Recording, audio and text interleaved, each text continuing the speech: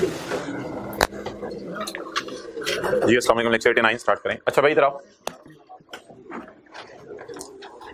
बैठ जाए भाई। अच्छा मुहतरमा, कल वाला होमवर्क उम्मीद है हो गया होगा। अब जरा आज दोनों मॉडल से एक सवाल ट्राई करते हैं, तो फिर इंशाल्लाह सारी बातें जो है ना रिवाइज भी हो जाएंगी और जहन में बैठ भी जाएंगी। कॉस्ट मॉडल में प्रोविजन की इंक्रीज डिक्रीज हिट करती है एसेट को। बोलें, कॉस्ट मॉडल में प्रोविजन की इंक्रीज डिक्रीज हिट करती है एसेट को। अगर मजदूरों को पैसे देने ज्यादा पड़ रहे हैं तो फिर लायबिलिटी बढ़ा लें, एसेट भी बढ़ जाएगा। अगर मजदूरों को कम पैसे देने पड़ रहे हैं तो लायबिलिटी कम कर लें, एसेट भी कम हो जाएगा। दूसरी बात, ये रिवैल्यूएशन मॉडल की प्रोविजन के साथ एंट्रीज नहीं है, ये रिवैल्यूएशन मॉडल की आईएस 16 वाली एंट्रीज हैं। ये अगर आपने नजर मार लिया तो मार लें। सरप्लस आता है तो asset debit surplus credit, loss आते हैं तो पीएनएल डेबिट एसेट क्रेडिट। और अगर सरप्लस आ जाए पहले से लॉस पड़ा हो तो लॉस खत्म कर दें, बाकी सरप्लस रिकॉर्ड कर दें। और अगर लॉस आ जाए और पहले से सरप्लस पड़ा हो, सरप्लस खत्म कर दें, बाकी लॉस रिकॉर्ड कर दें। ये जो मैंने एंट्रीज की हुई है ब्लैक से आपके सामने, ये प्रोविजन की नहीं है, ये तो आईएस 16 की नॉर्मल एंट्रीज हैं। अब मैं आपके सामने करने लगा हूं प्रोविजन की एंट्रीज। अच्छा, रिवैल्यूएशन सरप्लस एक क्या होती है? अच्छा, क्या मैं कह सकता हूं प्रोविजन का कम हो जाना, मजदूरों के पैसे कम मांगना भी एक खुशी है? इस खुशी को उसी तरह शो कर दें, प्रोविजन डेबिट अनरियलाइज्ड खुशी क्रेडिट, बस उसी एंट्रीज को हमने कल बदला था। और अगर पहले से लॉस पड़ा हुआ है तो पहले लॉस को खत्म करके फिर खुशी रिकॉर्ड करें। लेकिन प्रोविजन कम हो रही है, प्रोविजन कम, तो प्रोविजन डेबिट, बस। रिवैल्यूएशन लॉस है, क्या है? गम है।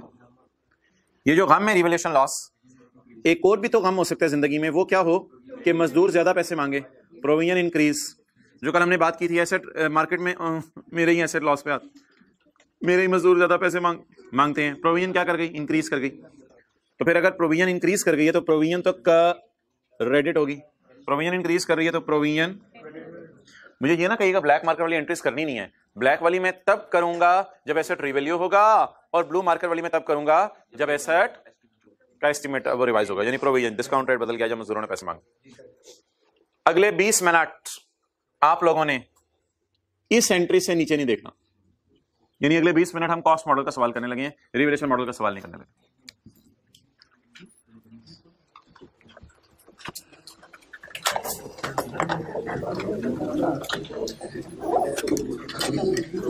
पेज 371 पे आ जाए।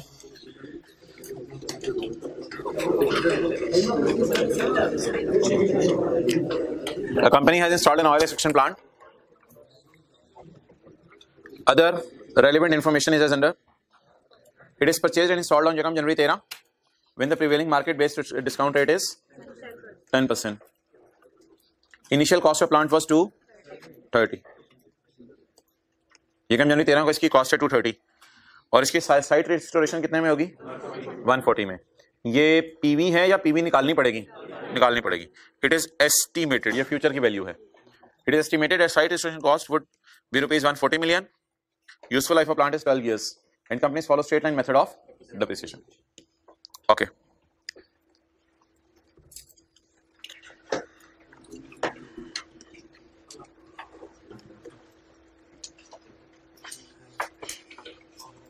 अच्छा, ये आपने ना स्काई ब्लू से हाईलाइट कर लिया करना सवाल शुरू होते ही कि हम कॉस्ट मॉडल फॉलो कर रहे हैं या रिवैल्यूएशन मॉडल फॉलो कर रहे हैं। तो हम अभी कौन सा मॉडल फॉलो करें? Cost model. Revaluation model follow नहीं कर रहे। आखिरी लाइन में काट रहा हूं, आखिरी लाइन काट दी। अब सवाल पढ़ें और पहला सवाल मेरे सामने पोस्ट कर दें। भाई अब जब कॉस्ट मॉडल है ना तो सरप्लस और पीएनएल डालने की जरूरत नहीं है।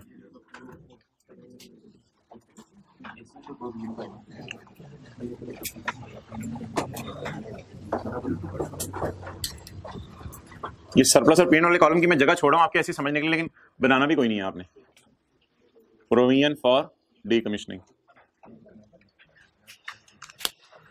आप बोले आप कौन से वाले ब्लैक मार्कर लाए हो? अच्छा जी, डेट ऑफ परचेज बताएं। 13, कॉस्ट पे कितने किए, खरीदा कितने के 230, जमा पीवी ऑफ डिसमेंटलिंग, ये डालनी है आपने बीच में। तो फ्यूचर वैल्यू कितनी है डिसमेंटलिंग की, फ्यूचर वैल्यू 140। कितने साल बाद मेंटल हो जाने, 12 साल बाद मेंटल हो जाने प्लांट ने। Okay 140 into 1.1 raise to power 10 नहीं, 1.10 नहीं बोलते पे, raise to power minus point के बाद एक डिजिट पे कर दे 44.6। इसको डालें एसेट की कॉस्ट में 44.6। हिम्मत करके रोजाना आ रहे हैं जी 274.6। ओके सो इट्स टाइम तुम्हारा लॉन्ग जंप। इधर आओ, इधर आओ, यहां से आपने वहां जंप मारनी है, वहां खड़े हो और यहां तक जंप मारो। अच्छा चलो जाओ इधर। अब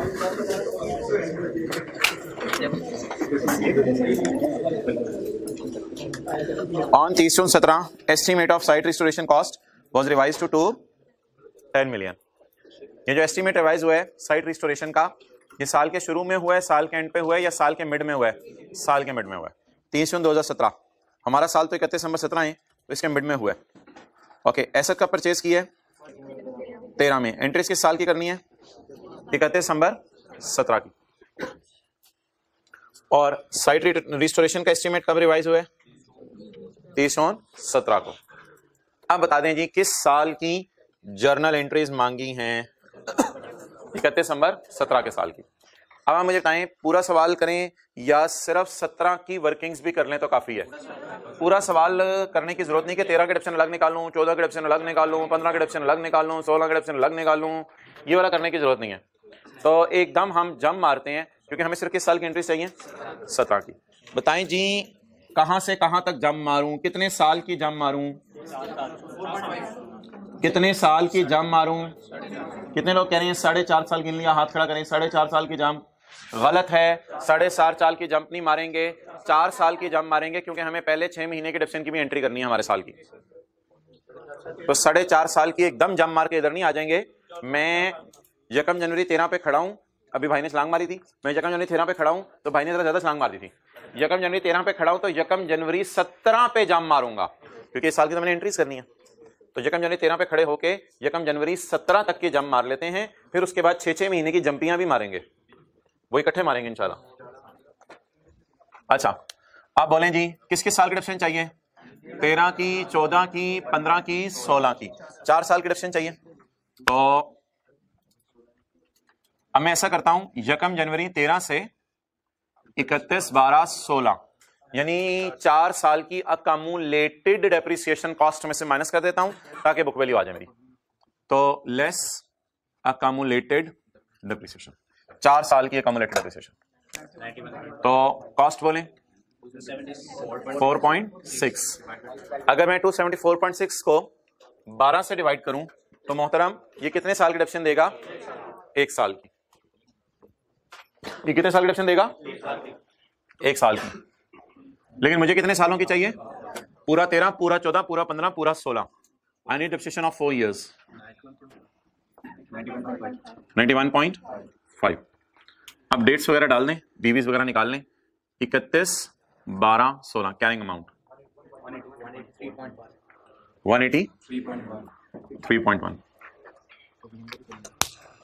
प्रोविजन आप खुद ही निकालें, फिर आगे मूव करते हैं।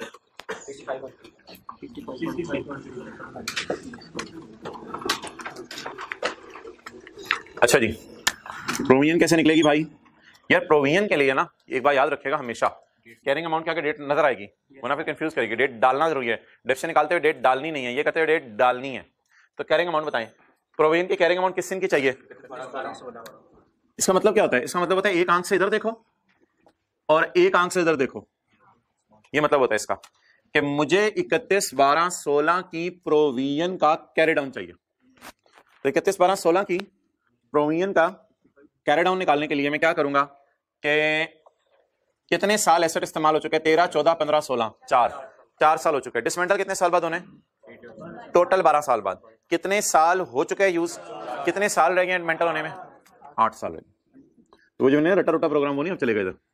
अब आपको सोचना पड़ेगा 140 into 1.10 raise to power minus 8 65.3। ये रेट ऑफ नो यूज जो आप चीज निकाल रहे हैं ये तो क्या है? अकमुलेटेड इंटरेस्ट है 4 सालों का। अब इसको क्या 4 सालों का अकमुलेटेड इंटरेस्ट में क्या इसका नाम रखूं? यानी बैलेंसिंग जो आया कितना आया 20 पॉइंट, ये 20.7 तो इस काबिल भी नहीं है कि इसको 4 से डिवाइड करूं तो हर साल का इंटरेस्ट निकल आए। आपको पता है हर साल का इंटरेस्ट तो चेंज होता रहता था कंपाउंड होने की वजह से, तो ये तो इस काबिल भी नहीं है कि इसको 4 से डिवाइड करूं तो 4 सालों का इंटरेस्ट निकल आए। This figure can not go to any P&L। हाँ, डेप्रिसिएशन कम से कम मैं कह सकता हूं अगर इसको 4 से डिवाइड करूं तो फिर हर साल की अलग अलग डेप्रिसिएशन निकला है, स्ट्रेट लाइन मेथड चल रहा है। लेकिन ये तो 4 साल का अकमुलेटेड इंटरेस्ट टाइप कोई चीज है, अकमुलेटेड इंटरेस्ट है ये 4 इयर्स का। बट आई थिंक ना ये जरूरत थी, ये जरूरत थी, दोनों की जरूरत नहीं है, लेकिन ये इसलिए निकालनी पड़ी कि इसकी बुनियाद पे ये आनी है ना, तो ये इसलिए निकालना पड़ा। तो इसलिए no need of 4 year interest. 4 year interest की क्या करना है, 4 ईयर इंटरेस्ट की क्या जरूरत है यहां पे? चलें जी आगे। अब हम 31 12 16 पे लाके खड़े हो गए हैं। अब हमारे सामने सिर्फ कौन सा साल है? 17। तो हमने 17 के साल को सिर्फ सॉल्व करना है अब, क्योंकि एंट्रीज भी किस साल की हैं? 17 की। तो 31 12 16 तक कोई एंट्री नहीं है। वैसे आपको बता दूं 31 12 16 तक 4 साल बनते हैं तो ये 9 एंट्रीज हुई होंगी। 4 साल बनते हैं, 9 एंट्रीज हुई होंगी एक एसेट खरीदने की। फिर उसके बाद हर साल डेप्रिसिएशन, हर साल इंटरेस्ट, तो 4 साल तक डेप्रिसिएशन इंटरेस्ट की 8 एंट्रीज बन गई और एसेट खरीदने की 1 एंट्री। तो टोटल 9 एंट्रीज बनती हैं जो हो गई होंगी। लेकिन मुझे 9 एंट्रीज की टेंशन नहीं है, क्योंकि मुझे मांगी किस उधर ही रखो, क्योंकि मैंने से मांगी किस साल की एंट्रीज हैं? 31 नंबर 17 के लिए आओ भाईजान। 30 से 17 पढ़ के परेशान ना हो, पहले 30 से 17 पे पहुंचे तो सही। पहले 30 से 17 पे पहुंचे तो सही। 30 से 17 पे पहुंचेंगे तो अगली चीज होगी ना। तो 30 से 17 अभी पढ़ के कल आए थे ना आप? अच्छा चलो, ये तो पिछली से पिछली क्लास वाला है, आ रहे ठीक है ओके। अब जी डेप्रिसिएशन निकालें। 30 से 17 तक कुछ अजीब सा हुआ या कुछ अजीब सा नहीं हुआ? 17 तक अजीब सा नहीं हुआ, 30 से 17 को अजीब सा हुआ। तो 30 से 17 की अभी डेट डाले बगैर, 30 से 17 की डेट डाले बगैर आपने जो है वो डेप्रिसिएशन निकालनी है। लेकिन the method is guys still straight line, there is no change in method. So पकड़ द कॉस्ट, पकड़ द लाइफ। लेकिन ये कितने अर्से की डेप्रिसिएशन होगी? 1 साल की। लेकिन हमें कब की डेप्रिसिएशन चाहिए? 6 महीने की डेप्रिसिएशन चाहिए। 30 से 17 तक की डेप्रिसिएशन नॉर्मल तरीके से निकालें, क्योंकि 30 से 17 तक कुछ नहीं हुआ, 30 से 17 को कुछ हुआ है, तो इसलिए 30 से 17 तक नॉर्मल तरीके से डेप्रिसिएशन निकालें, कॉस्ट डिवाइडेड बाय लाइफ। लेकिन ये फैक्टर अनलकीली साल की डेप्रिसिएशन दे देगा, तो हमें कितने महीने की चाहिए? 6 महीने की। 11.4। चलें जी, 30 से 17 की कैरिंग अमाउंट निकाल दें, रिवाइज कैरिंग अमाउंट इकट्ठे निकालेंगे। फिलहाल कैरिंग अमाउंट 171.7। चलिए जी, ये फिगर निकालें।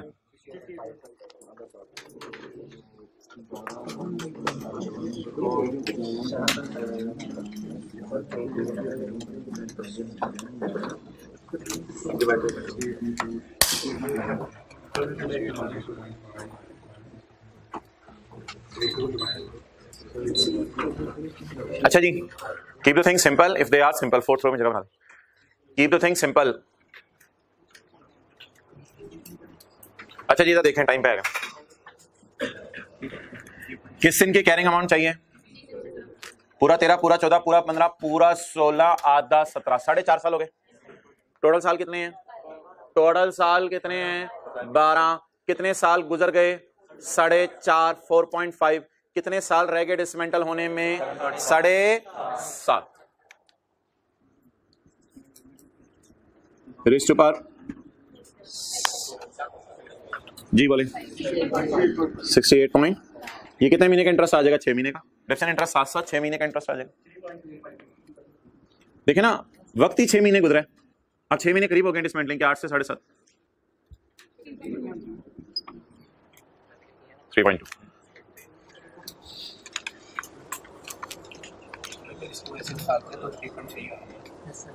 वो राउंडिंग ऑफ की वजह से आ रहा होगा, मैं भी वही देख रहा था।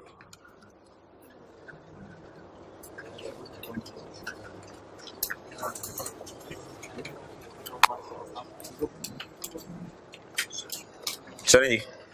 अच्छा यार, वैसे ही वो मैं थोड़ा सा ना राउंडिंग का डिफरेंस आएगा। एक और भी तरीका होता है इसको निकालने का, आपको याद होगा। और अगर बैलेंसिंग नहीं 65.3 पे 10% लगा दें लेकिन 6/12 में लगाना पड़ेगा, लेकिन वो थोड़ा सा शायद राउंडिंग का डिफरेंस की वजह से 3.3 इधर आ रहा है।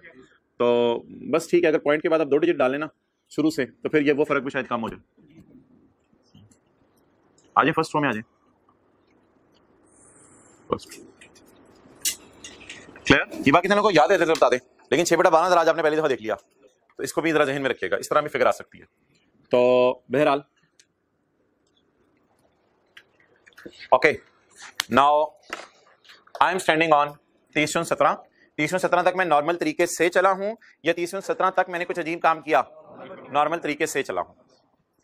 अब 30-17 तक जब मैं चल के आ गया हूं तो देखता हूं 30-17 को क्या हुआ। 30-17 तक जब चल के आ जाऊंगा फिर बाद में दिखा करूंगा क्या हुआ।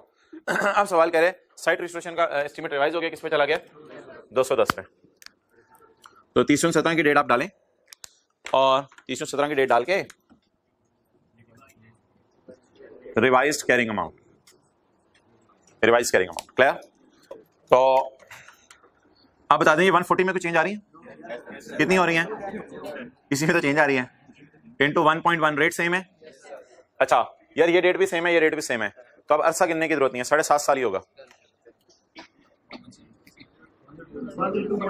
102.7। अब आप मुझे बता दें मजदूरों को प्रेजेंट वैल्यू की मद में कितने देने थे? मजदूरों को प्रेजेंट वैल्यू में बोल रहा हूं, प्रेजेंट वैल्यू की मद में कितने देने थे? प्रेजेंट वैल्यू की मद में कितने देने हैं?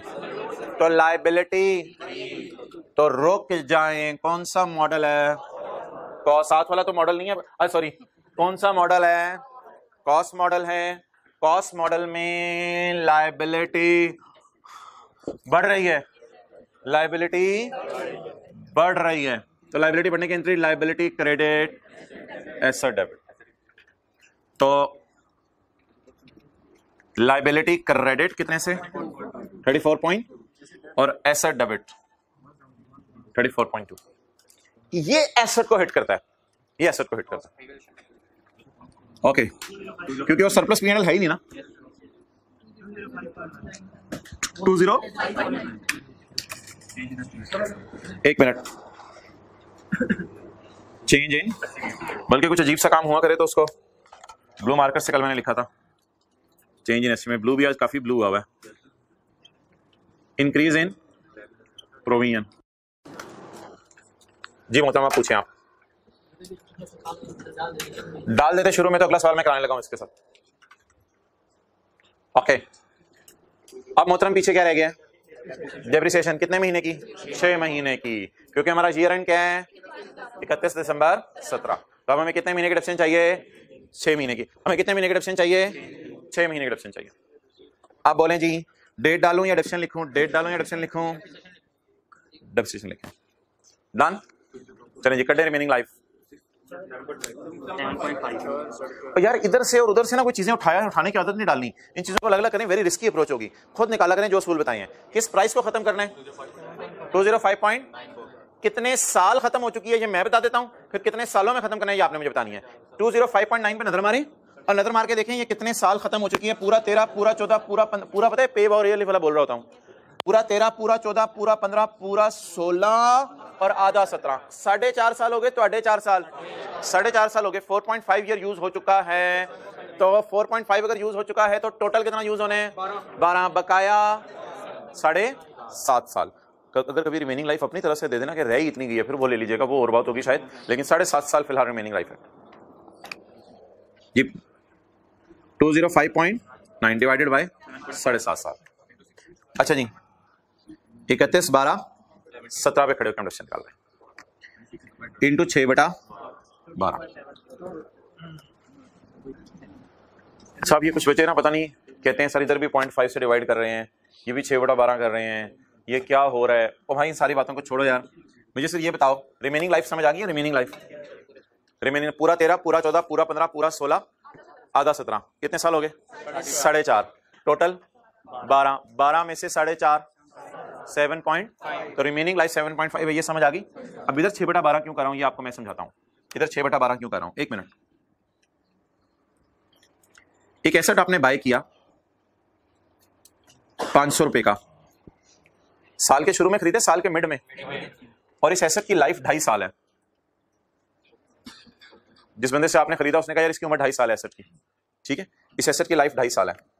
अब आप क्या करेंगे, पहले साल 500 डिवाइड बाई 2.5, ये फैक्टर 1 साल का डिडक्शन देगा, मल्टीप्लाइड बाय 6/12, ये आ गया 100 रुपया, 100 रुपया, ये 100 रुपये डिडक्शन आ गई इस साल की।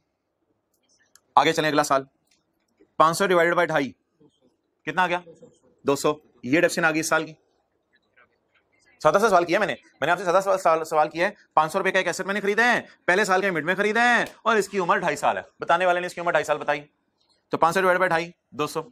फिर अगले साल डेप्रिशिएट करें, 500 डिवाइड बाई 2.5, अब वक्त नजर आ रहा है, 500 डिवाइड बाई 2.5 कितनी, 200, 200, 100 रुपया, क्या फुली डेप्रिशिएट हो गया? बात समझ आ गई? पहले साल 6/12 करना क्यों जरूरी है? 2.5 का मतलब 6/12 नहीं होता, 2.5 का मतलब होता है कि ये टोटल लाइफ है इसकी, तो 500 को 2.5 पे डिवाइड करेंगे तो 1 साल का डिडक्शन देगा, लेकिन मुझे कितने सालों का डिडक्शन चाहिए? 6 महीनों का डिडक्शन चाहिए। क्लियर? तो इसलिए ना ये कभी ना समझिएगा कि 2.5 से डिवाइड कर दिया या 7.5 से डिवाइड कर दिया तो ये खुद ही 6/12 हो जाएगा, ऐसी बात नहीं है। मुझे बता दें जी 30/17 की वैल्यू है और हमने 31/12/17 पर जाना है, तो कितने महीने डेप्रिशिएट करना है? 6 महीने। अब आप लिख दें 31/12/17, क्योंकि रिमेनिंग लाइफ आपने निकाल ली हुई है।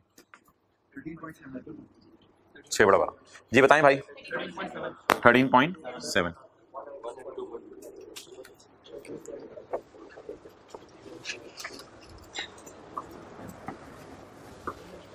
इट नीड्स प्रैक्टिस, इन सवालों की प्रैक्टिस की जरूरत है, होमवर्क साथ साथ करने की। ओके, अब जो डेफिनेशन आ गई तो 31/12/17 को अब रिवाइज सीए की जरूरत नहीं है क्योंकि कुछ अजीब सा हुआ नहीं। कैरिंग अमाउंट जी बोले 192.2, ये तो आसान सी, अब इसमें कुछ नहीं है। 210 into 1.10 रेज़ टू पावर। अब जो है ना यहाँ आके देखा करें, पूरा 13, पूरा 14, पूरा 15, पूरा 16, पूरा 17, ठीक है, 5 साल गुजर गए, तो कितने साल रह गए? 107.8 जी बोले 5 पॉइंट। भाई आप तो आए हुए थे, आप क्या लेट हुए हो? नहीं आए थे? अच्छा, डन। चलें, अब एंट्रीज किस किस की करनी है, मैं रेड मार्कर से टिक कर दूं। हमारे साल में 17 की सिर्फ एंट्रीज करनी है, तो 2 एंट्रियां डेप्रिसिएशन की, 2 एंट्रियां इंटरेस्ट की, सही है? ये पहले 6 महीने का डेप्रिसिएशन, ये पहले 6 महीने का इंटरेस्ट, ये पहले आखिरी 6 महीने का डेप्रिसिएशन, ये आखिरी 6 महीने का इंटरेस्ट, और इसकी एंट्री आपने अभी मुझे खुद ही बताई है, एसेट डेबिट प्रोविजन क्रेडिट। ये 6 एंट्रीज देख लें।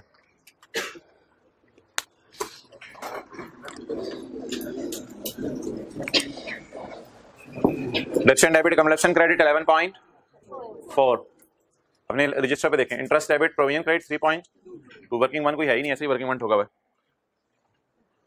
वर्किंग तो आपने रजिस्टर पे की हुई है। अच्छा, asset debit provision credit 34 point, depreciation debit accumulation credit, और interest debit provision for decommissioning credit.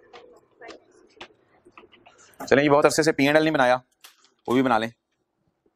P&L statement of comprehensive income, इसमें क्या आएगी? डेप्रिसिएशन और इंटरेस्ट। ये 2017 के पहले 6 महीने का, ये 2017 के आखिरी 6 महीने का, ये 11.413 डेप्रिसिएशन। ये 2017 के पहले 6 महीने का इंटरेस्ट, आखिरी 6 महीने का इंटरेस्ट, 3.2 और 5.1, 8.3। बैलेंस शीट मैंने सिर्फ 1 साल की बनाई है, P&L भी 1 ही साल का बनाया, दो दफा इसलिए आ रही थी, डेप्रिसिएशन के अलग अलग निकाली हुई है, तो बैलेंस शीट 1 साल की एज एट 31 दिसंबर 17 की। एसेट 192.2, प्रोविजन अभी शायद 7 साल अभी रहते हैं, इसलिए नॉन करंट लायबिलिटीज में शो की है। 192.2 107.8, 192.2 107.8। नॉन करंट एसेट्स में पीपीई चला जाएगा और प्रोविजन फॉर डीकमीशनिंग। ये क्या आ गई प्रोविजन फॉर डीकमीशनिंग की? Carrying amount. ये क्या आ गई प्रोविजन फॉर डीकमीशनिंग की? Carrying amount. इंशाल्लाह क्लास के एंड पे बात करेंगे इसकी टैक्स बेस पे, ठीक है? IS12 के साथ भी तो इसको मिक्स करना है ना, प्रोविजन फॉर डीकमीशनिंग को। ओके, तो आप बता दें जी, ये हमने क्यों डाली है entry asset debit provision credit? इसलिए कि कौन सा मॉडल यूज हो रहा था। आप किसका सवाल करते हैं? रिवैल्यूएशन मॉडल का एक सवाल रिवाइज कर लें। इस सवाल ने हमें बहुत कुछ सिखाया। सबसे बड़ी चीज जो सिखाई, mid of year depreciation, mid of year estimate change हुआ था, ना साल के शुरू में चेंज हुआ था ना साल के एंड पे, बल्कि मिड ऑफ ईयर में चेंज हुआ था। अगला सवाल पढ़ें, question 4। Page 372. A company has installed a plant on seashore. It has agreed to restore the site. अब तो लीगल ऑब्लिगेशन बन जाएगी. At the end of agreement, other relevant information is under. Purchase कब की है? रेट कितना है? Cost of plant बोलें 800 million. At the time of installation, the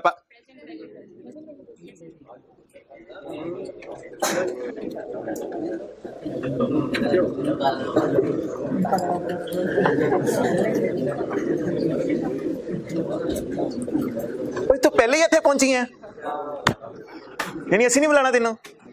Urdu में बात करते हैं ना, इंग्लिश में. You are already here, we are not suppose to call you back. हमें तुम्हें बुलाना नहीं पड़ेगा, पहले ही डिस्काउंट हुई वैल्यू है. कैसे पता चला? Eight the time of installation the PV, ये ऑलरेडी क्या है? पीवी नहीं बोलो, पीवी एक ही चीज चाहिए तुम्हें. Eight the time of installation the PV ये पहले ही क्या है? पहले ही पीवी है. The PV was 129 point. इसका मतलब है डिस्काउंट करते हैं इसको भी मसले आते हैं, इसकी भी चीजें पॉइंट में जाती हैं. अच्छा, तो डिस्काउंट करके चीजें पॉइंट से चली जाती है. At the time of installation तो पीवी कितनी पड़ी हुई है? 129.24. It is a policy of the company to measure the PP using the. तो हम कंफर्टेबल फील करेंगे रिवैल्यूएशन मॉडल यूज करते हुए, क्योंकि बच्चों को एंट्रीज नहीं आती होंगी और हमें ये एंट्रीज अच्छे तरीके से याद की होंगी. 2-3 दफा हमने इसकी डायग्राम बनाई होगी, तो रिवैल्यूएशन मॉडल पढ़ते हैं हम कंफर्टेबल फील करें. अच्छा ठीक है यार. ओके, होमवर्क का सवाल हमने किया होगा पिछली वाली क्लास वाला. It is the policy of company to measure PP using revaluation model. Useful life of the plant is in the company follow सीधा लिखिए तरीका ऑफ डेप्रिसिएशन ऑन 31 दिसंबर 12. और पजान 31 दिसंबर 12 तक नॉर्मल तरीके से चीज़ों को चलने दीजिएगा. एक साल पहले 31 दिसंबर 12 पे पहुंचे, फिर ये लाइन पढ़िएगा. पता नहीं क्या होने लगे 31 दिसंबर 12 को. पहले 31 दिसंबर 12 पे पहुंची हुई सरकारों, फिर आगे चलेंगे. तो इसलिए इस लाइन को छोड़ दें. Point number 5. ओके चलें जी, पकड़ें जी डस्टर और अपने रजिस्टर पे मिटाएं.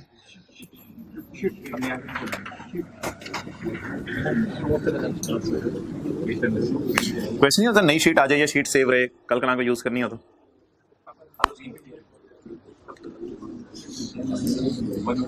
ओके चलें जी, बोले तो.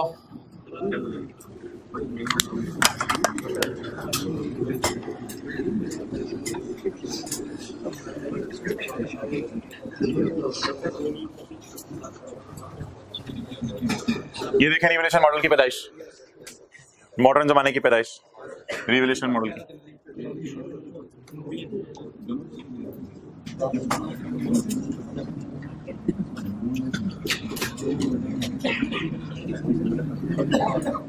डीकमीशनिंग, साथ वाले डीकमीशनिंग की स्पेलिंग याद नहीं है. पाइजन डी इंस्टॉलेशन लिख दिया करें, फिर डिसमेंटलिंग लिख दिया करें. बोलें जी.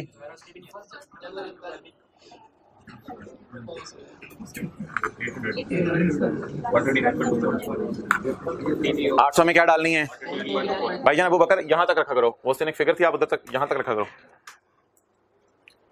और यहां सही है, यहां तक तो हो जाता है. अच्छा जी, उससे वो मसला होगा. Provision for decommissioning. अच्छा पीवी डालनी है इधर, डालें जी पीवी 129.24. बल्कि हम ये यहां निकालते होते थे तो 129. पहले निकली पड़ी है, छोड़ें आप लोग इधर सीए करें. 129.24 पॉइंट के बाद उसने खुद पंगा लिया 2 डिजिट का 0.24.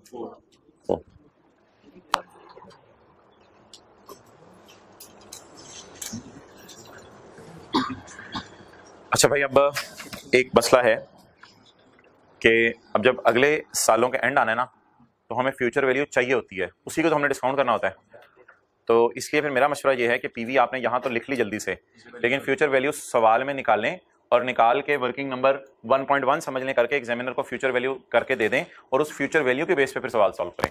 तो इसलिए फ्यूचर वैल्यू निकाल लिया करें. फ्यूचर वैल्यू अगर मिसिंग है तो निकाल लिया करें, क्योंकि आगे आपको पता है ना, ये वाली फिगर यूज नहीं होती.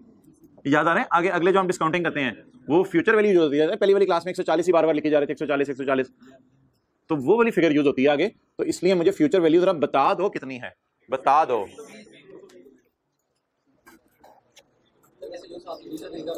यार वो दूसरा तरीका हर जगह चलता नहीं है ना, असल में जंप्स भी हमने मारनी होती हैं, तो इस वजह से वो करना पड़ेगा. आप तो मैनुअली इंटरेस्ट निकालते रहोगे ना हर साल का, तो अगर जंप्स मारनी पड़े तो फिर मसला आ जाएगा. तो इसलिए मेथोडोलॉजी ऐसी हो कि हर सवाल में चले, तीर ऐसा आपको देके भेजा जाए जो हर किस्म के शेयर पे आप चला सको। ओके, अगर सवाल में पीवी गिवन होगी तो मैं क्या होता है बकरा, तो मैं फ्यूचर वैल्यू निकाल के सवाल शुरू करूंगा। फ्यूचर वैल्यू कट के फ्यूचर वैल्यू निकाल कर सवाल शुरू करूंगा गी एज अ केस में भी। अगर सवाल में प्रेजेंट वैल्यू गिवन होगी तो मैं फ्यूचर वैल्यू निकाल कर सवाल शुरू करूंगा।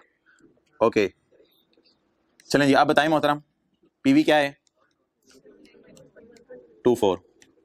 इसको आपने ये नहीं करना इंटू 1.12 रेज टू पावर -8 नहीं करना, क्योंकि अगर आपने इसको रेज टू पावर -8 किया तो ये पीवी की पीवी निकल आएगी, ये पता नहीं क्या चीज होगी।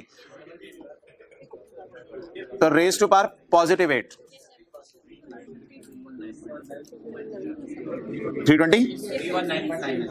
320 कर लो ना यार, वो बार बार लिखनी पड़ेगी। 319.99 320 क्या आई 320 है, ले जाए फिर इसको। अच्छा तो यहां लिखें भाई फ्यूचर वैल्यूज, सवाल में अमेंडमेंट करें, फ्यूचर वैल्यूज 320। तो मेरी तो आपको यही सजेशन होगी कि आप सवाल को बदल लिया करें, और सवाल में अगर पीवी गिवन हो पहले क्या निकाल लिया करें? Future value.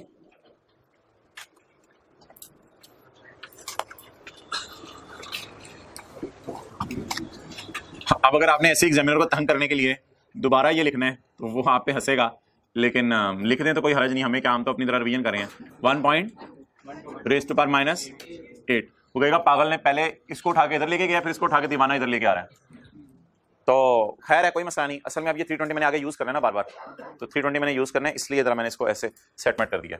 चलें जी भाईजान, आप 31/12/12 को कुछ हुआ है तो 31/12/12 को पहले पहुंचे या पहले देख लें क्या हुआ है? पहुंच के ही पता चलेगा ना उधर क्या हुआ है, दूर से तो नहीं देख के पता चलेगा क्या हुआ है। अच्छा, आप क्या निकालनी है जी? डेप्रिसिएशन डिवाइडेड बाय 8, पॉइंट का 2 डिजिट लगा दें, बता दें जल्दी। 116.16 31/12/12 31/12/12 बोले CA 813.09 कैसे जाए? ये 14 है, ये 6 है। कैलकुलेटर को 2 पॉइंट के बाद 2 डिजिट पे सेट नहीं करेंगे, पूरी जिंदगी सेट नहीं हो सकेंगे। अच्छा इंशाल्लाह हो जाएंगे यार, हाथ दो की कितनी भी क्या हो गई। Raise to power -7। बस अपने सेट होने का म्यार जरा नीचे रखिएगा, वरना कभी भी जिंदगी में बंदा सेट नहीं हो सकता। पूरी जिंदगी सेट होते होते गुजार देता है बंदा। जरा म्यार थोड़े से ना नीचे नीचे रखिएगा।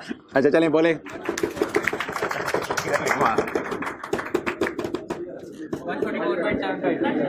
144.75। चलें जी 15.51। ओके जी, अब आप आ जाएं 31/12/12 को सवाल को देखें क्या हुआ।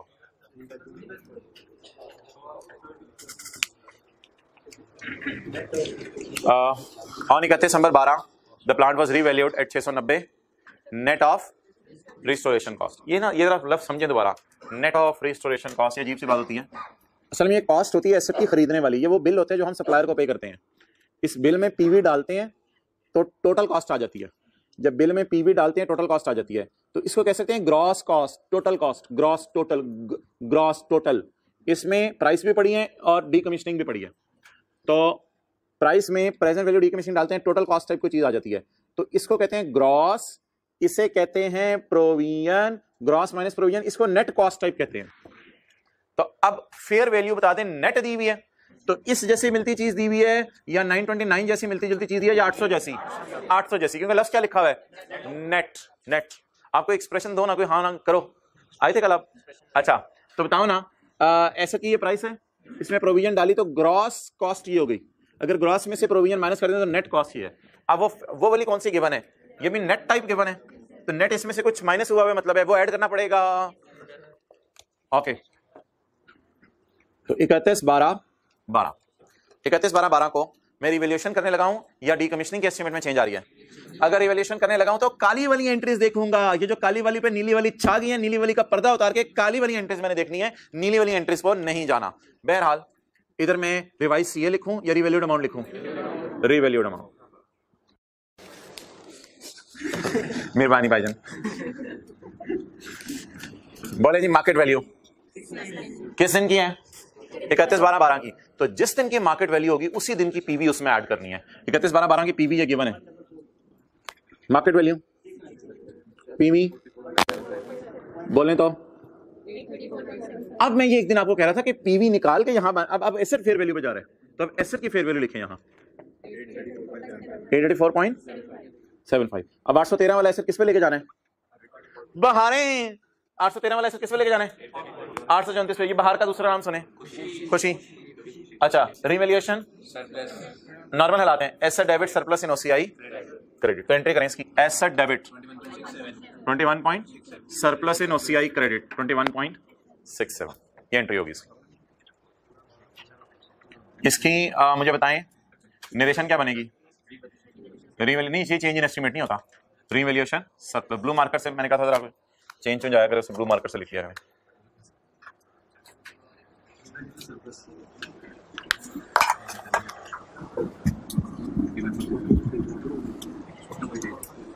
थोड़ा सा सोचें प्रोविजन का क्या करें।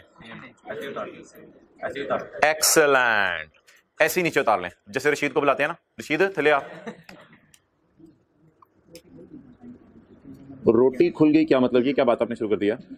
ये हद हो गया। अच्छा जी चलें जी।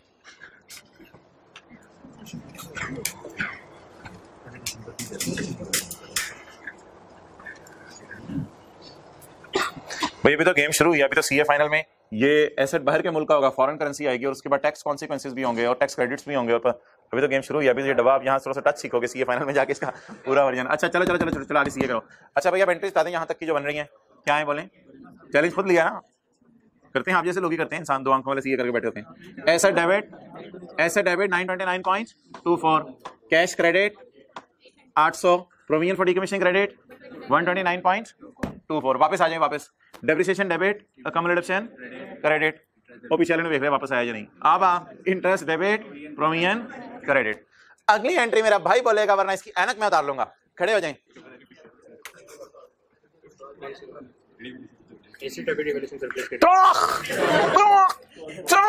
सोमत के साथ खड़े हो जाओ दोनों। इसके कान में बताओ एक और एंट्री। डेबिट तू बता, क्रेडिट तू बता, डेबिट तू बता, क्रेडिट तू बता। बैठ जा, वेल डन। वार्म अप की एंट्री, ऐसे पेपर में मैं बैठा हूंगा, मैं ऊपर बोला करूंगा तो ज्यादा चेक रहेगी। तो वार्म अप की एंट्री करनी थी, अकम्युलेशन डेबिट, एसेट क्रेडिट, वो 16.16 की फिर एंट्री करनी है, एसेट डेबिट सरप्लस इन ओसीआई क्रेडिट। ये पता नहीं कितना अर्सा लगेगा आपको वार्म अप होने में। ये एंट्री यकम जनवरी 12 ये एंट्रीज हो गई, फिर 31/12 प्रोडक्शन की, फिर इंटरेस्ट की, फिर चपेट पड़ने वाली एंट्री, फिर एसेट डेबिट सरप्लस इन ओसीआई क्रेडिट 21.65 की 65। और यार ये क्या चक्कर किया आप लोगों ने? नहीं, ये कुछ चक्कर आप लोगों ने किया है, इधर उधर हमारा डिफरेंस आता रहेगा। चलो खैर है, आप उधर सही कर लेते हैं, फिर क्या करें हम। सही है, आप लोगों का काम है तो सही जा रहा है। 21.67 ही है, इसको 0.2 किया हुआ है, 0.24 को दर्शन को कितना किया हुआ है? 116.2। अच्छा अच्छा, इसका 116.2 लिखा हुआ है ना, जिसकी वजह से वो आगे चेंज आया, तो कोई मसला नहीं। एंड पे चेंज करा दीजिएगा, अभी करवा दें चेंज। कितनी हमने निकाली है? 116.16 और फिर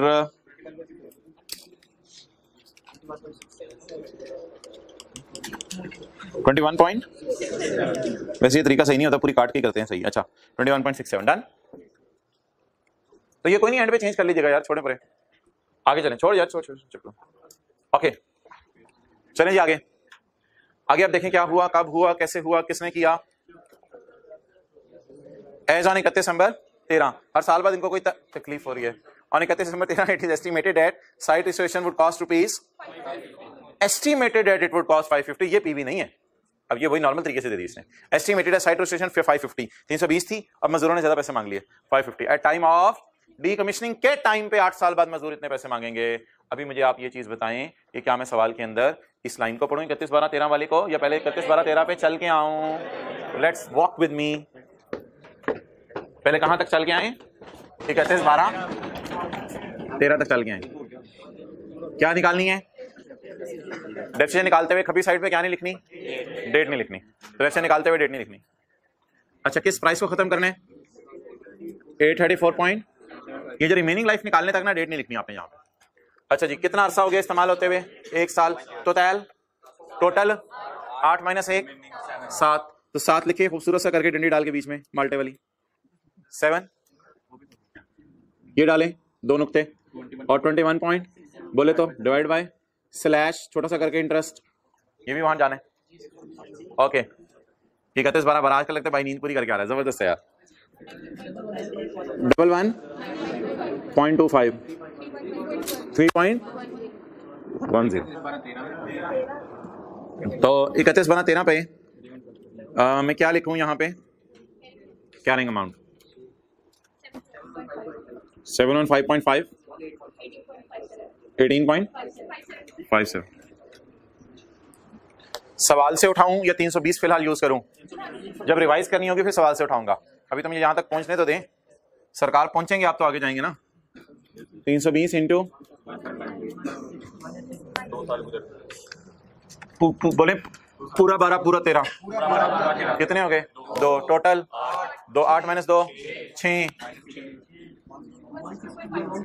62 पॉइंट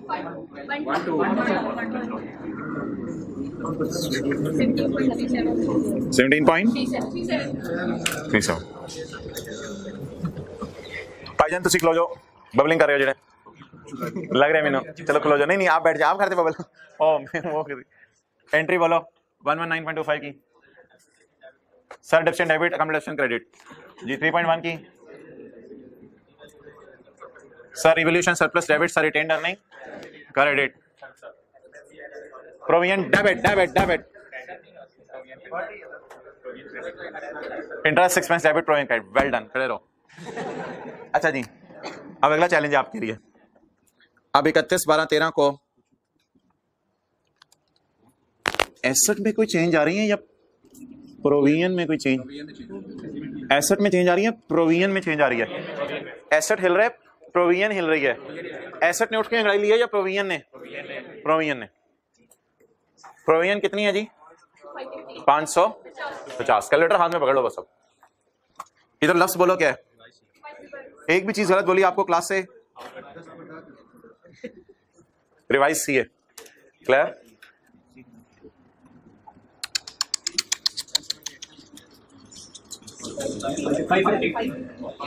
$550 इंटू 1 पॉइंट। हम तो वहीं खड़े हैं। Rest power minus. देखो आपका साथ देने के लिए कितने लोग हैं, लेकिन पेपर में अकेले होंगे, कबर में भी अकेले। 278.65 278। अच्छा यार, पहले आप ये बताओ कि प्रोविजन बढ़ रही है या कम हो रही है? लायबिलिटी बढ़ रही है। पहले शक्ल बनाओ, खुशी वाली या गम वाली? पाइजन का काम चेक करें, पाइजन का काम चेक करें तो खुशी क्या होगी इनकी? शक्ल बनाओ जरा गम वाली, कैमरे के सामने जाके, कैमरे के सामने। भाईजान आप खड़े होके जरा, आप खड़े होके कैमरे के सामने गम वाली शक्ल बना दें, मास्क नीचे करके। तो यार कोई बना दे, एनीवन? हाँ हाँ बना दो, जाओ कैमरे के आगे। इधर आओ, इधर आओ, इधर आओ, जल्दी भाग के आओ। गम वाली शक्ल बनाओ।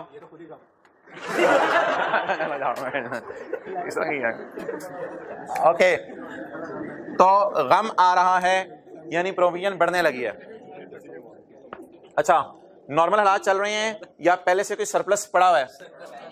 पहले से सरप्लस, तो टिक कर लें आके इस एंट्री को। हम ये वाली एंट्री हमने करनी और ब्लू मार्कर वाली। अच्छा जी, पहला काम क्या करना है? प्रोविजन बढ़ानी है जी। कितने से? 116.53। अच्छा, प्रोविजन क्रेडिट।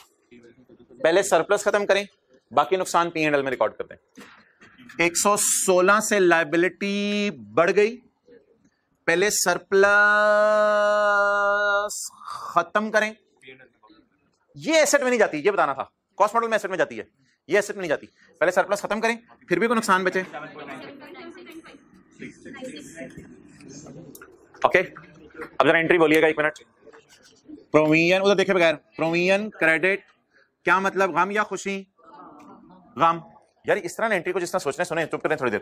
प्रोविजन क्रेडिट, गम, गम को इस्तेमाल करें पहले खुशियां खाने में, जब खुशियां खा चुके हैं गम और फिर भी गम बच जाएं तो गमों को डाल दें P&L में, गमों को डाल दें P&L।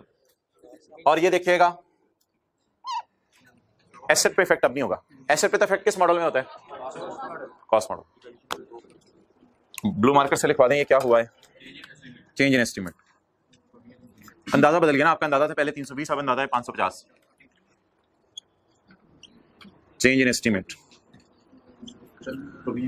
Increase in provision. Okay चलें जी, टोटल्स।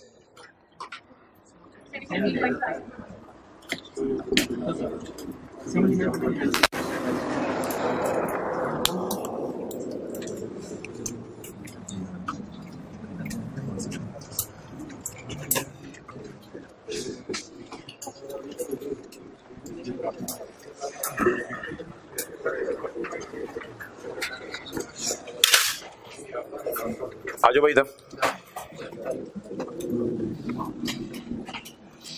बताएं जी डिप्शन कितनी थी? 119.25, ठीक है जी। सरप्लस कितना है? 3 उधर बताए ना कितना है? 3.10। इंटरेस्ट कितना है? थोड़ा सा पॉइंट्स की वजह से फर्क आ रहा है ना एंट्री साथ। सरप्लस कितना है? 18 पॉइंट, और P&L 9.6 और प्रोविजन 116.53। ठीक है जी। अब ये तो वैसे मैं एंट्री साथ चेंज कर रहा हूं। आगे बोलें जी, क्या हुआ 31/12/14 को? कुछ हुआ। 31/12/14 को कुछ हुआ। क्या 31/12/14 पे पहुंचे या पहले देख लें क्या हुआ? पहुंचेंगे फिर देखेंगे क्या हुआ।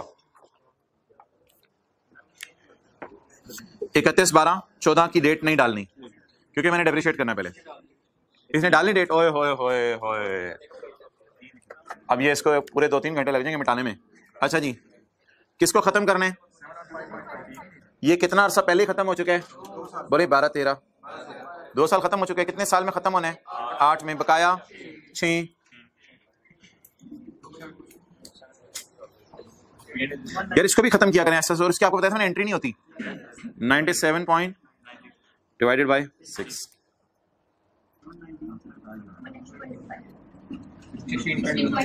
16.33।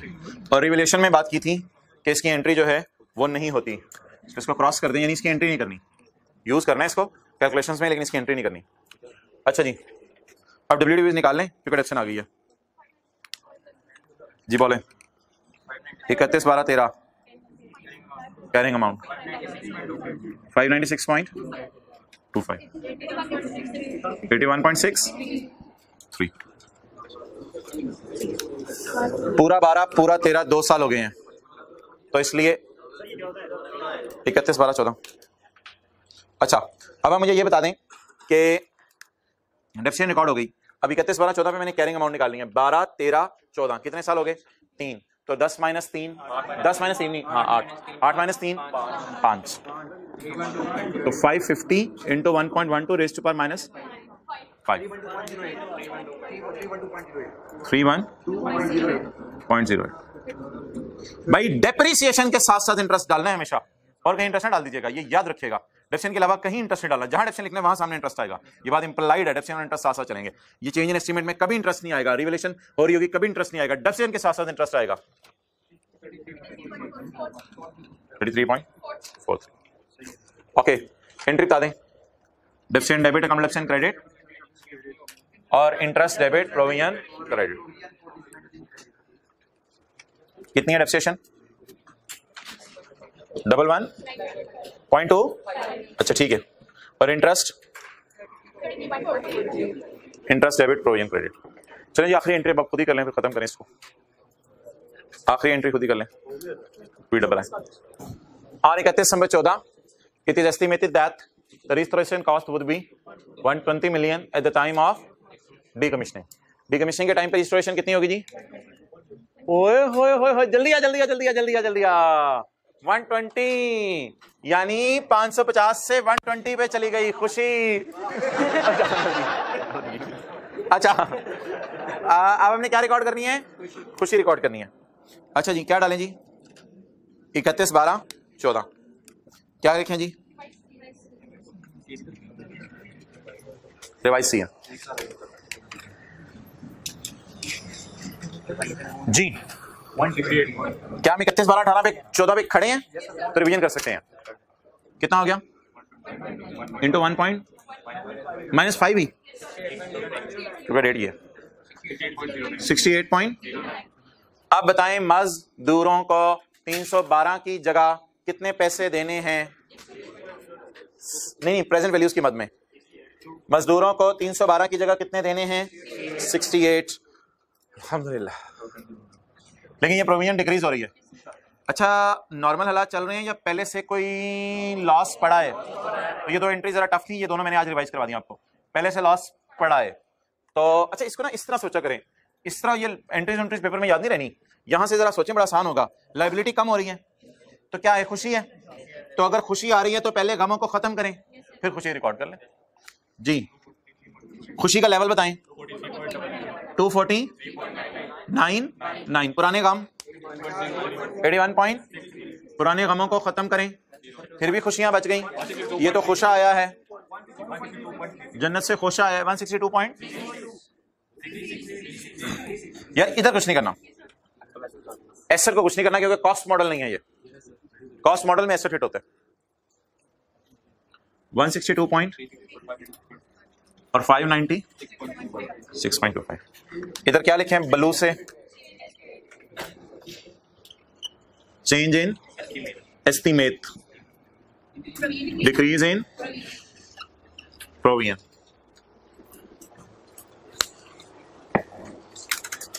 अब एंट्री बोलें, देखें एंट्री ऐसे लिखा करें, प्रोविजन क्रेडिट। तो ना बोलेंगे आप अच्छा कम हो रही है तो मैंने नेगेटिव लगाना से सी ना। Provision debit, provision debit, P&L credit, surplus in OCI credit, surplus in OCI credit.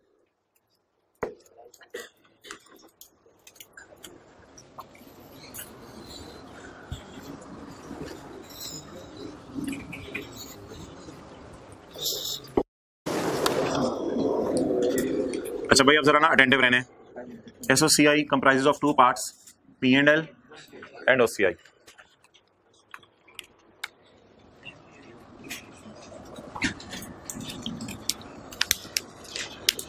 Depreciation बता दें 12 की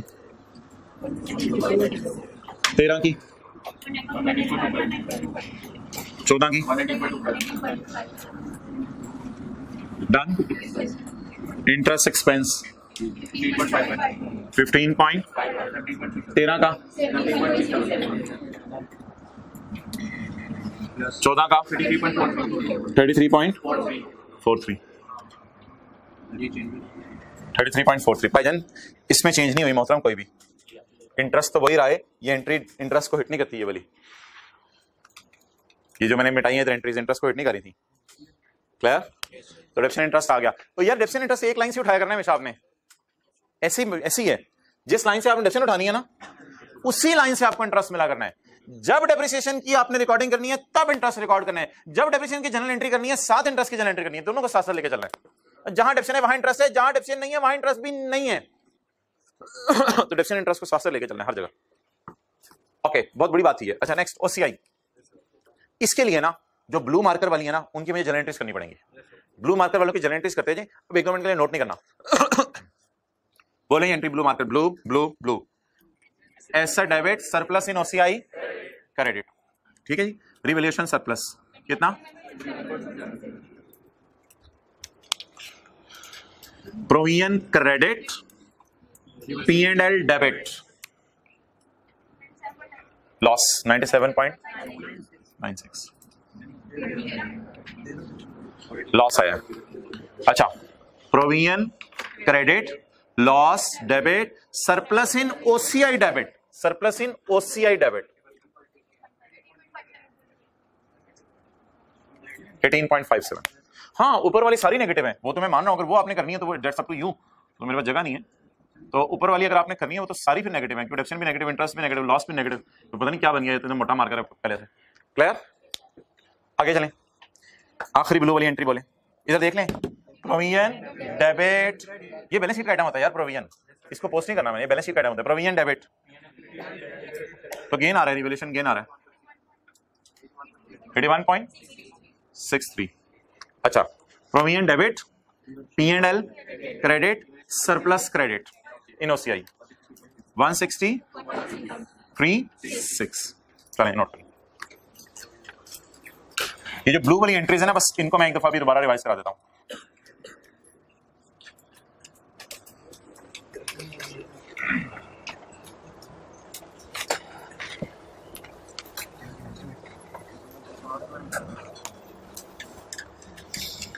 कल IFRS 9 शुरू करेंगे आखिरी 15-20 मिनट में। ओके, इंक्रीमेंटल डेप्रिसिएशन मैं फाइनल अकाउंट में बताऊंगा, स्टेटमेंट इन इक्विटी में जाती है। ओके, ब्लू वाली एंट्रीज करवाएं जल्दी जल्दी, चेहरा शरीफ ऊपर रखें, ब्लू वाली एंट्रीज करवाएं, बोलें। ऐसा डेबिट बैलेंस शीट का आइटम है, सरप्लस इन, जनरल एंट्री से जल्दी जल्दी पोस्टिंग होगी। प्रोविजन क्रेडिट बैलेंस शीट का आइटम है फारिग, loss debit surplus debit in OCI, loss debit surplus debit, provision debit, P&L debit नहीं credit, P&L credit surplus in OCI credit, P&L credit surplus in OCI credit. Statement of financial position कौन सी 3.1 transfer की बात आओ जल्दी आओ, उंगली रखो, ये हाँ सब अच्छा जी, यहां तक होगी भाई। मैंने आपको क्या क्या डेप्शन और इंटरेस्ट पोस्ट कर दें, दूसरी बात ब्लू वाली एंट्रीज पोस्ट कर दें। अच्छा, इसके बाद क्या करना है, बैलेंस शीट बनानी है।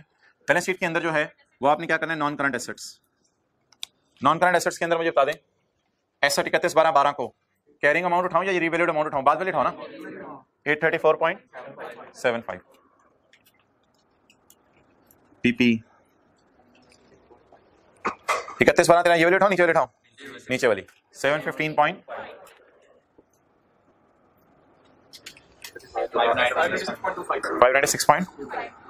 और मेरा मशवरा इसी के सामने वाली प्रोविजन भी उठा लें, इसी के सामने वाली प्रोविजन भी उठा लें, जिसके सामने आपने ये फिगर उठाई है, इसके सामने वाली प्रोविजन 144.75। ये कैरिंग अमाउंट जो फाइनल वाली उठाई है वो ये 715.5, ये एसेट है, एसेट के सामने वाली ये कैरी डाउन होगा ना 278.65, ये कैरिंग अमाउंट है, इसके सामने वाली 68.09।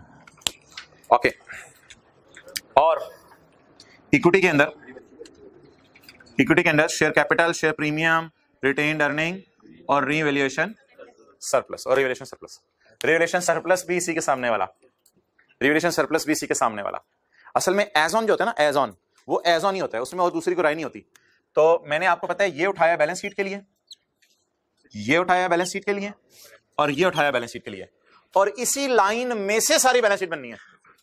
आप बता दें जी, एसेट उठा लिया, प्रोविजन उठा ली बैलेंस शीट के लिए, एज ऑन सरप्लस बताएं, ये फॉर द ईयर था, और ये क्या है, लेकिन मैं इस चक्कर में पढ़ नहीं रहा, पेपर में इतना टाइम ही नहीं होना, बस जहां से एसेट उठाया, जहां से प्रोविजन उठाई है, वहीं से एज ऑन सरप्लस उठा लें 21.67। आगे यहां पे सरप्लस है ही, P&L उठाते नहीं ये कोई, अच्छा छोड़े, अच्छा भाई ये आ गया, P&L नहीं उठाते 162.36। तो ये जो मैंने 1 2 3 4 5 6 7 8 ये जो 8 9 फिगर्स आपके सामने लिखी हैं, ये एक लाइन से उठाई हैं सारी, हर साल। यार ये ना कोई पूछे surplus debit retained earning credit कहां जाता है, ये स्टेटमेंट इन इक्विटी में जाता है। ये P&L और बैलेंस शीट के दरमियान एक चीज हम बनाएंगे किसी दिन, ये वहां पे जाएगी 3.1 की entry, surplus debit retained earning credit. तो ये P&L और बैलेंस शीट के मुंह पे आपको कहीं नजर नहीं आएगा 3.1, ये स्टेटमेंट इन इक्विटी में जाएगा इंशाल्लाह, और स्टेटमेंट इन इक्विटी में देखेंगे आने वाले दिनों में कैसे जाएगा। तो बैलेंस शीट के लिए, अच्छा P&L के लिए क्या हिंट हो गया, इंटरेस्ट और डेप्शन इकट्ठे उठा लेना। अगली बात, जो ब्लू वाली चीजें हैं डिफरेंट सी, उनकी डबल एंट्री जहन में सोचनी है, साथ साथ पोस्ट करते रहना है। बैलेंस शीट के लिए तो कोई साइंस नहीं, बैलेंस शीट में क्या करना है, क्लोजिंग डेट्स ढूंढनी है और उसके नीचे वाली आने वाली सारी चीजें उठा रही है।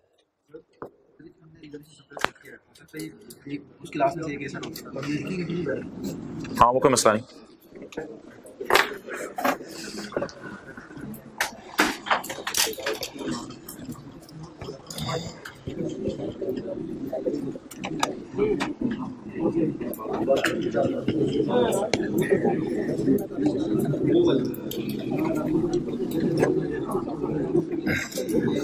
अच्छा भाई यार कैमरा इधर लाओ। अच्छा आपसे भाई एक सजेशन अब लेनी थी। वैसे तो कल IFRS 9 हमारा शुरू हो रहा है, लेकिन ये लास्ट टाइम वालों ने रिक्वेस्ट की थी, तो सारे सवाल यार क्लास में हो नहीं सकते, पॉसिबल नहीं है। एक लेवल ही है ना, अगला टॉपिक को भी देखने हैं। वो ICAP तो हर दफा कोई ना कोई सवाल डाल के पंगा लेते हैं। अब ये क्वेश्चन 1 की एक 20-25 मिनट की डिस्कशन फिर लास्ट वालों से मैंने यूट्यूब पे शेयर कर दी थी। क्वेश्चन 1 की भी बनी हुई है, उसके बाद एंड पे बिल्कुल ना क्वेश्चन 18 और 19 भी हैं, वो भी लेटेस्ट अटेम्प्ट्स के हैं, तो मैंने नीचे डाले हुए हैं। क्वेश्चन 18 की भी कुछ 10-15 मिनट की डिस्कशन है, क्वेश्चन 18 की भी है, क्वेश्चन 19 की भी है। तो ये क्या करें, एक ही दफा सारी शेयर कर दें, आप अपनी फिजिबिलिटी पे देखेंगे या रोजाना एक होमवर्क में मिल जाए। बस एक दफा तीनों में शेयर कर देता हूँ। 3 सवाल हैं, 18, 19 और पास पेपर का क्वेश्चन नंबर 1। तो ठीक है, मुझे होमवर्क का भी बता दीजिएगा। फिलहाल आप आज होमवर्क ये कुछ भी नहीं करेंगे इनमें से, मैं अभी शेयर करवा देता हूँ आजकल में वीडियोस, और जिनका पोर्टल है उनके पोर्टल के ऊपर अपलोड करवा देता हूँ। तो इसको डिस्कस कब करना है वो तो आप खुद ही, यानी कि आपने अपने एंड पे कब देखना है वो फिर डिसाइड इसको बाद में कर लेंगे। फिलहाल ये 2-3 सवाल इनको कर लेंगे अपलोड, और आप उसकी डिस्कशन फिर अटेंड कर लीजिएगा। अभी आप IAS 12 के साथ जो मैंने मिक्स करना था वो जरा निकालें। क्वेश्चन बैंक का सवाल है, वॉल्यूम 1 इस वक्त आपके पास नहीं पड़ा होगा, इसलिए मैंने ये सवाल पेज 42 पे डाल ही दिया हुआ है। एक रोज लिमिटेड वाला सवाल हमने क्लास में किया था, उसकी एक एडजस्टमेंट रहती थी, IAS 12 में किया था। पेज 42 ये नई किताबों में डाला हुआ है मैंने। क्वेश्चन 10 है हमारा पेज 42 पे। असल में ये क्वेश्चन 9 है पास पेपर का IAS 12 का, रोज लिमिटेड वाला, जिसकी एडजस्टमेंट भी डबल आया है और वो हमने छोड़ी हुई थी। वो एडजस्टमेंट अगर मैं अभी ढूंढ सका IAS 12, तो वो एडजस्टमेंट मैं आपको दिखा देता हूं ताकि आपको शायद याद आ जाए।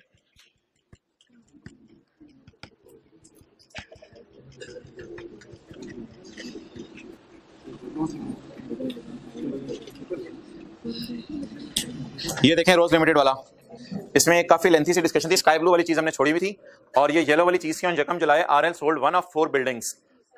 4 में से एक बिल्डिंग बेची थी, याद आ रहा होगा। और हमने काफी लंबे तरीके से WDV निकाली थी, फिर मैंने कहा था कि आपने कहा था सिंपल तरीके से भी WDV निकल सकती है। तो ये वाली उसमें डिस्कशन रहती है।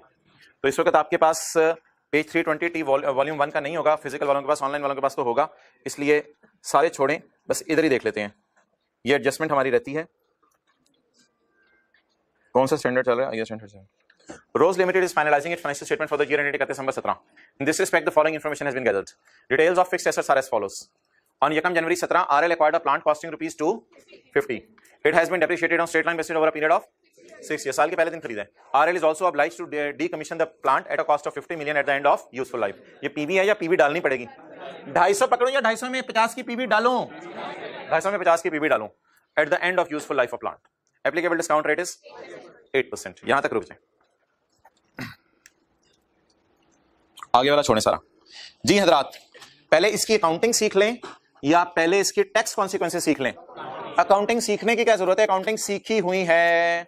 और अकाउंटिंग में मुझे ये बता दें, अकाउंटिंग में P&L में क्या जाता है और बैलेंस शीट में क्या जाता है? भाईजान रीवैल्यूएशन मॉडल यूज नहीं हो रहा, तो बैलेंस शीट में 2 चीजें जाएंगी, P&L में 2 चीजें जाएंगी। बैलेंस शीट में क्या जाएगा? एसेट, और P&L में उसकी डेप्रिसिएशन, और बैलेंस शीट में जाएगी प्रोविजन और P&L में उसका इंटरेस्ट। तो बस ये 2 चीजें P&L में जाएंगी, 2 चीजें बैलेंस शीट में जाएंगी। अब हमारी डिस्कशन किस एतबार से होगी? बैलेंस शीट में एसेट की टैक्स बेस कैसे आनी है और बैलेंस शीट में प्रोविजन की टैक्स बेस कैसे आनी है, एक ये डिस्कशन होगी हमारी। दूसरी डिस्कशन होगी कि P&L के अंदर अकाउंटिंग वाले क्या लेके जा चुके हैं। P&L में अकाउंटिंग वाले लेके जा चुके हैं अकाउंटिंग वालों की डेप्रिसिएशन और इंटरेस्ट। टैक्स वाले देख लेते हैं P&L में क्या लेके जाएंगे, वो बड़ा बात की बात है। तो P&L पहले अकाउंटिंग वालों का मजबूत होना चाहिए और बैलेंस शीट अकाउंटिंग वालों की मजबूत होनी चाहिए। और बात बड़ी आसान सी है, बात कोई टेक्निकल है ही नहीं, इसलिए ये सवाल मैंने आपको करवाना भी नहीं, इसको सिर्फ मैं आपके सामने शो करने लगा हूं। जैसे आप कहते हैं साथ वाला शो करने आया आज, तो ये सिर्फ आपके सामने मैं शो करने लगा हूं।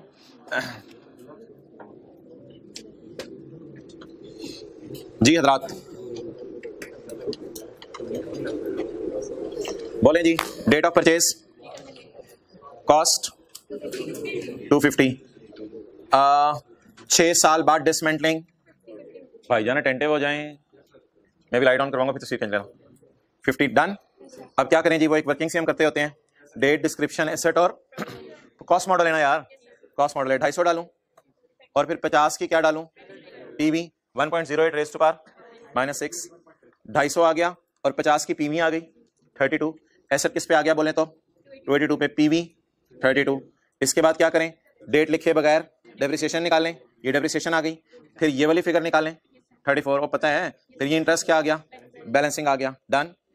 अब मुझे बता दें आप, बैलेंस शीट में कैरिंग अमाउंट ये जाएगी, टैक्स बेस ये जाएगी, नो टैक्स बेस तो नहीं, कैरिंग अमाउंट में बता रहा हूं, पहले टैक्स बेस को जरा मैं छुपा रहा हूं। ये एक वर्किंग आपने देखी हुई है डेफर टैक्स एज ऑन वाली, क्या ये एज ऑन में पीपी चला गया, प्रोविजन फॉर डीकमीशनिंग चली गई कैरिंग अमाउंट में, चलें आप खुद बताएं। एसेट की कैरिंग अमाउंट एक्सेलेंट, प्रोविजन की कैरिंग अमाउंट कितना 34, डन। अब मुझे क्या चाहिए, टैक्स बेस चाहिए, अब मुझे क्या चाहिए, टैक्स बेस चाहिए, टैक्स बेस चाहिए। बता दें एसेट की टैक्स बेस और प्रोविजन की टैक्स बेस कैसे निकले, एसेट की टैक्स बेस और प्रोविजन की टैक्स बेस कैसे निकले, टिश्यू पेपर चाहिए, ये ले। एसेट की टैक्स बेस के लिए बहुत टैक्स डेप्रिसिएशन रेट चाहिए होगा, एसेट की टैक्स बेस के लिए क्या चाहिए होगा, टैक्स वालों का डेप्रिसिएशन रेट चाहिए होगा, नंबर 1। और प्रोविजन की टैक्स बेस तो 0 होगी, क्योंकि टैक्स वाले तो प्रोविजन को मानते ही नहीं। तो आगे जाने से पहले जरा इजी मार्क्स गेन करें, प्रोविजन की टैक्स बेस 0। अच्छा मुझे ये बताएं, ये मैं डेटा आपके सामने रख रहा हूं, टैक्स वालों की नजर में कॉस्ट क्या होगी, एक्सेलेंट। जो हुआ ही नहीं, होना ही 8-6 साल बाद है, उसको टैक्स वालों को क्या अंदाजे लगा रहे हैं, 50 के मजदूर हायर करेंगे, 50 की इंस्टॉलेशन करवाएंगे, प्रेजेंट वैल्यू निकालो उसकी, लगे रहो इंटरेस्ट। भाईजान पता नहीं होगा तो देखी जाएगी, टैक्स वाले कहेंगे 50 का खर्चा जब हुआ देखी जाएगी। तो बताएं कि लिखा होता था टैक्स वाले प्रोविजन को तब माइनस करने देंगे जब एक्चुअली पे होगी, वारंटी को तब जब पे होगी, तो जब कभी प्रोविजन पे होगी 6 साल बाद तो देखी जाएगी प्रोविजन की। अब 2 हिंट मेरे से सुनिएगा, टैक्स बेस कैसे निकलेगी, इसके लिए मुझे टैक्स वालों की एसेट की कॉस्ट चाहिए, उस कॉस्ट में मैं पीवी नहीं डाला करूंगा। तो टैक्स वालों की नजर में ये डेटा तो टैक्स वालों की नजर में व्हाट इज द कॉस्ट। अब मुझे एक चीज चाहिए, टैक्स वालों का डेप्रिसिएशन रेट या टैक्स वालों की लाइफ, वो लग रहे सवाल मुझे दे दे, वो अगर मिल जाए तो बहुत अच्छी बात है। ये तो वो लिखा है ना, dismantling will be allowed for when paid, tax depreciation rate for all owned assets is on reducing balance method. तो बता दें जी अब कॉस्ट कितनी, 250, रिड्यूसिंग के चक्कर में पढ़ने की जरूरत नहीं, पहला साल ही है, तो 250 माइनस 10% ऑफ 250 क्या जवाब आ गया, एक्सेलेंट। तो यही हमारी मोहतरम क्या आ गई, टैक्स बेस। कैसे आई बोले, 250 माइनस 10% ऑफ 250। कैरिंग अमाउंट तो आपको पता है कैसे आती है, टैक्स बेस भी पता चल गई कैसे आती है। अच्छा अब करंट टैक्स की मैंने आपके सामने 6 सालों की कर दी है ऐसे समझने के लिए। कौन सा साल है हमारा, 17, 18, 19, 20, 21, 22।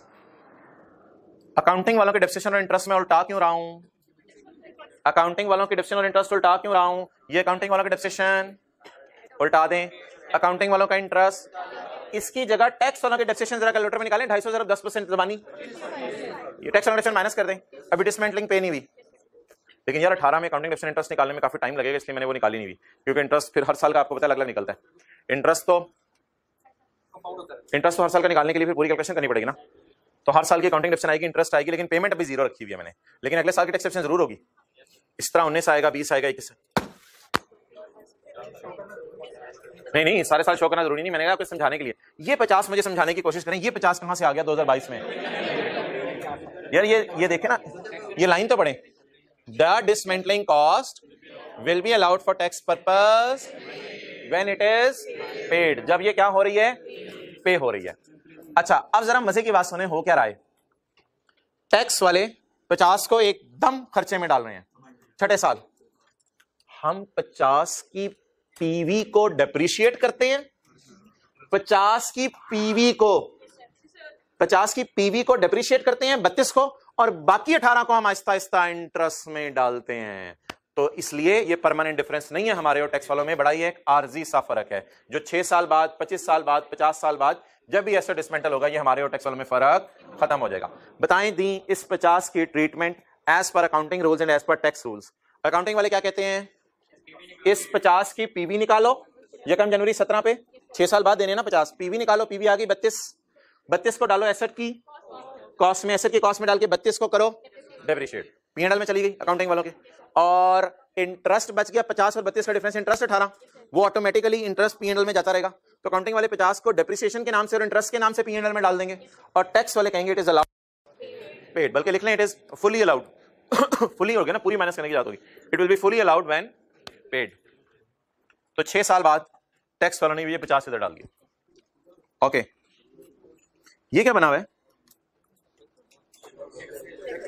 कॉस्ट 250 है ना, टैक्स वालों की नजर में तो 250 है ना, टैक्स वालों की नजर में कॉस्ट 250 जमा 32 तो नहीं है ना, पीवी तो नहीं डालनी ना, टैक्स वालों की नजर में कॉस्ट 250 है, नो पीवी और डेप्रिसिएशन टैक्स वालों की, और पहले साल की carry down 31 12 17 225।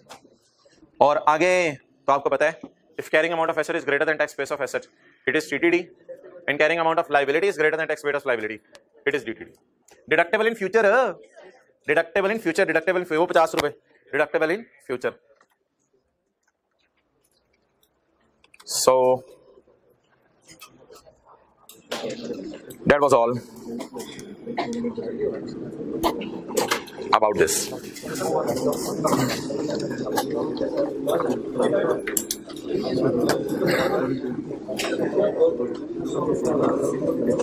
Page number 28, page number कुछ नहीं पढ़ा रहा, और ये जो सारा लिखा हुआ है पेज नंबर 28। भाइयों ये पेज नंबर 28 पे क्या हेडिंग दी हुई है, इफ्रिक 1, क्या एक हमने पढ़ा था SIC 32, वो था इंटेंजिबल्स में वेबसाइट कॉस्ट, तो इंटेंजिबल था बड़ा स्टैंडर्ड IS 38, उसमें वेबसाइट के बारे में बताया नहीं हुआ था, तो स्टैंडर्ड इंटरप्रिटेशन कमेटी ने SIC 32 लॉन्च कर दिया।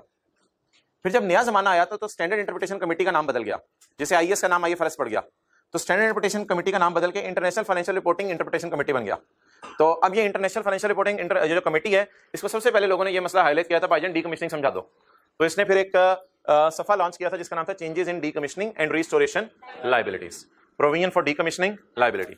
इफ्रिक 1 मेनली एड्रेसेस, ये सारा इफ्रिक 1 ही था जो हमने कर लिया है, IFRIC 1 mainly addresses how an entity accounts for subsequent change to the amount of liability that may arise from revision in timing of estimated cost. Timing हमने नहीं बदली कि प्लांट 6 नहीं 10 साल बाद डिसमेंटल होने, टाइमिंग भी बदल सकती है, अमाउंट तो हमने बदली है, और change in current market rate भी बदला है हमने। अगर एसेट हेल्ड है किस मॉडल पे, तो asset debit provision credit, entries मिट चुकी हुई है, एसेट डेबिट प्रोविजन क्रेडिट, और अगर डिक्रीज करेगी liability provision debit asset credit. एक छोटा सा कॉन्सेप्ट, अगर आप एसेट डेबिट कर रहे हो ना, तो कहते हैं डर है कि एसेट इतना ही डेबिट ना कर देना कि एसेट ही बहुत महंगा हो जाए, तो एसेट को इंपेयरमेंट टेस्ट से जरूर गुजार लेना। जब भी मजदूर कहीं हमने ज्यादा पैसे लेने हैं तो एसेट तो डेबिट करना पड़ेगा, कहीं ऐसा ना हो कि एसेट इतना ज्यादा डेबिट कर लो कि एसेट ही पता नहीं आसमानों पे पहुंचा हो, तो कहते हैं मेरा मशवरा है कि एसेट को इंपेयरमेंट टेस्ट से गुजार लो, कहीं एसेट की जान ही ना निकल जाए। In above case we may consider passing asset through impairment से गुजारना क्यों पड़ा है, क्योंकि हम एक ऐसी एंट्री डाल रहे हैं जिससे एसेट बढ़ रहा है, तो कहीं ऐसा ना हो कि एसेट में इतनी जान ही ना रहे, उसको बढ़ा तो दें लेकिन एसेट में इतनी जान ही ना हो कि उतने फायदे में लेके जा सके। ये बात मैंने कल करवानी है। अच्छा, डिक्रीज इन लायबिलिटी हैप्पी था ना, OCI में जाती थी, और अगर पहले से लॉस पड़ा हो, पहले लॉस को खत्म होता था, और वो जो साइड था P&L डेबिट प्रोविजन क्रेडिट और सरप्लस लॉस, हमने खाली प्रोविजन की एंट्रीज की हैं, लेकिन व्हाइट बोर्ड पे अच्छी एंट्री थी, पहले सरप्लस की थी हमने, एसेट डेबिट सरप्लस क्रेडिट वाली। अच्छा, जरा अगले सफे में डिस्क्लोजर्स, अच्छा एक minute, unwinding of discount P&L में दिखाना है एज अ फाइनेंस कॉस्ट, ये देख लें, इंटरेस्ट P&L में दिखाना है as a finance cost. Unwinding of discount क्या नाम रखा था इसका, डिस्काउंट खुल रहा है, तो बता देंगे डिस्क्लोजर दो, इसके जबानी याद करें डिस्क्लोजर, पहला डिस्क्लोजर बोलें, अनवाइंडिंग ऑफ डिस्काउंट, यानी कि interest is recorded in P&L as finance cost, ऊपर इंटरेस्ट लिख लेना, unwinding of discount interest interest P&L में जाता है एज अ फाइनेंस कॉस्ट। दूसरी बात, page number 29, capitalisation under borrowing cost is not permitted. इस इंटरेस्ट को एसेट की कॉस्ट में नहीं डालना, क्योंकि पहली लाइन में क्या लिखा है, कहां डालने हैं, P&L में डालने हैं। भाईजान बोरिंग कॉस्ट स्टैंडर्ड था, एसेट को काबिले इस्तेमाल हालत में लाने के लिए बैंक से लोन लेना पड़ा है। ये काबिले इस्तेमाल हालत में लाने के लिए नहीं है, ये तो डिसमेंटलिंग की कॉस्ट की प्रेजेंट वैल्यू है। तो एसेट तो ये पहले दिन से ही काबिले इस्तेमाल हालत है, तभी तो इंस्टॉल करके चला रहे हैं, तो इसलिए इसका बोरिंग कॉस्ट से तुक नहीं है। तो दो लफ्ज बोले, ये इंटरेस्ट को P&L में डालेंगे और कैपिटलाइज नहीं करेंगे, और कैपिटलाइज बल्कि क्या एंट्री करेंगे, इंटरेस्ट डेबिट प्रोविजन क्रेडिट लिखें। इंटरेस्ट को P&L में डालेंगे, इंटरेस्ट को कैपिटलाइज नहीं करेंगे। Class over. Homework, 1 minute homework. अच्छा ऑनलाइन में तो मैं अपलोड कर देता हूं, बड़े इंपॉर्टेंट सवाल होगा, लेकिन आपको भी मैं देख के बता देता हूं। बंद करो।